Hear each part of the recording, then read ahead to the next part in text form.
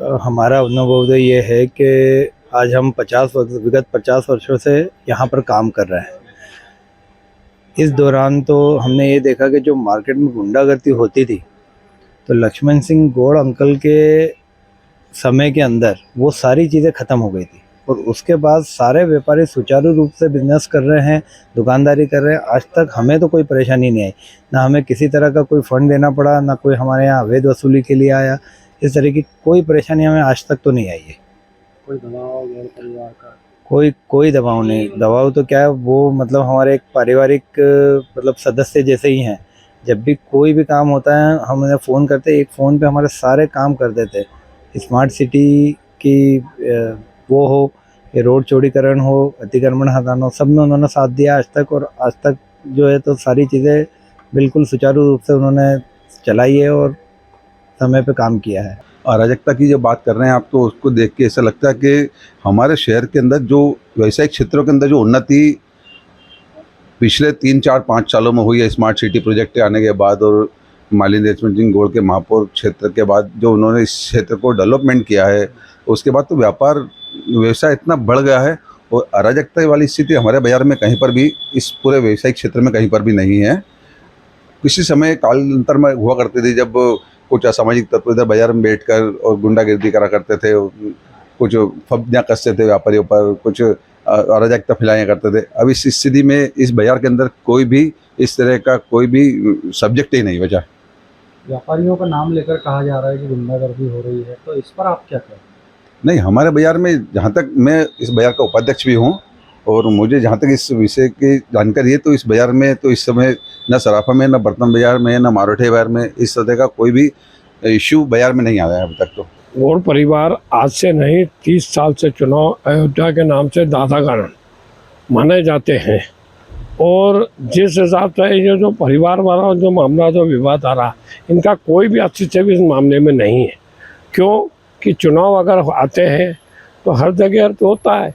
इस क्षेत्र के अंदर हम व्यापारी लोगों को जिस हिसाब से आज हम लोग जो 15-20 व्यापारी एसोसिएशन जो भी है, वो पूरा क्षेत्र जो अयोध्या के नाम से कहलाया जाता है।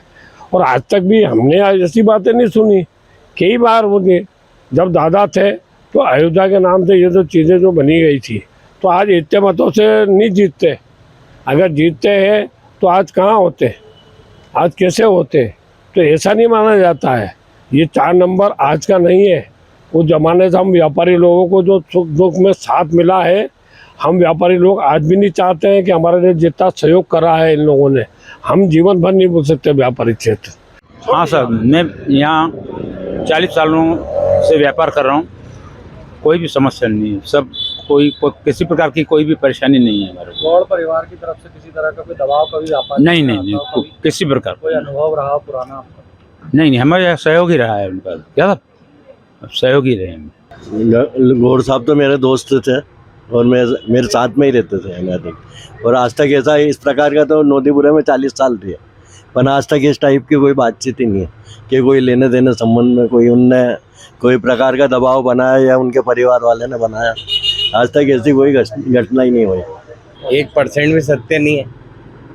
हमको सालों हो गए, मेरी तीसरी पीढ़ी है, मैं 3rd पीढ़ी हूँ। मेरे शुरू से दादा के टाइम से लेके अभी तक कोई ये सब चीज़ें हमारे क्षेत्र में कहीं कोई 5 पैसे का कॉलम ही नहीं है।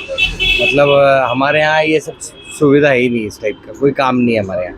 किसी तरह का कोई दबाव हो गया? कोई है ही नहीं साहब। शुरू से लेके आखिरी तक सारा सब कार्य हम संगठन के हिसाब से करते हैं और उसी विचारधारा से यहाँ पे सब चुनाव भी लड़े जाते हैं। मेरे हिसाब से तो आरोप सरासर गलत हैं।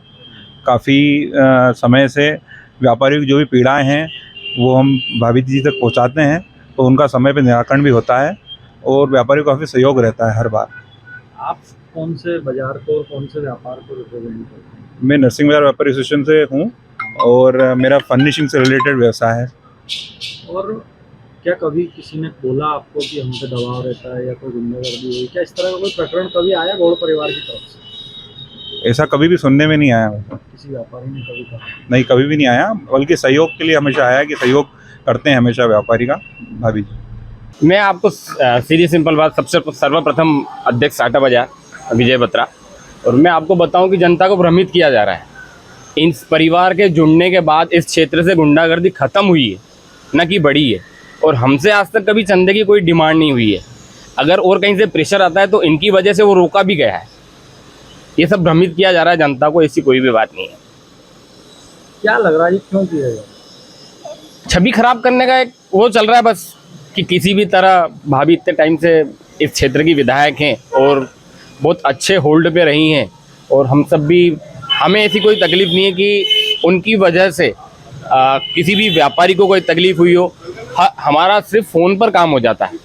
मैं ये बोलना चाहता हूँ, मैं तो बहुत छोटा था, मेरे पिताजी लखन दादा के बचपन के मित्र थे और उस समय से उनके साथ थे। जब से ये यहाँ पर इधर बम्बई बाज़ार का आतंक और क्षेत्र से जो लोग इधर आते थे, उस समय से ये लोग उनसे लड़ते आ रहे।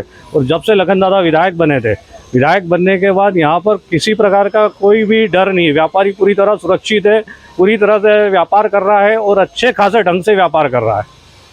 ये जो और व्यापार को जितना सुरक्षित लखन दादा ने करवाया उस समय लड़कर, तो आज तक हम इतना व्यापार कर पा रहे हैं। और इस लखन दादा ने इस पूरे क्षेत्र को पहचान दी है। मध्य प्रदेश में व्यापार खड़ा करने का ये जो छोटा इंदौर कहलाता है, ये लखन दादा की पहचान है कि यहाँ से व्यापारी आगे बढ़े हैं और आसपास के जितने गांव लगते हैं, सारे गांव के लोग यहाँ पर शादी ब्याह, जन्म मरण और पढ़न का सामान लेने यहाँ पर आते हैं। नहीं साहब, आज तक कोई ऐसा विषय सुना नहीं हमने हमारे इस परिवार के लिए।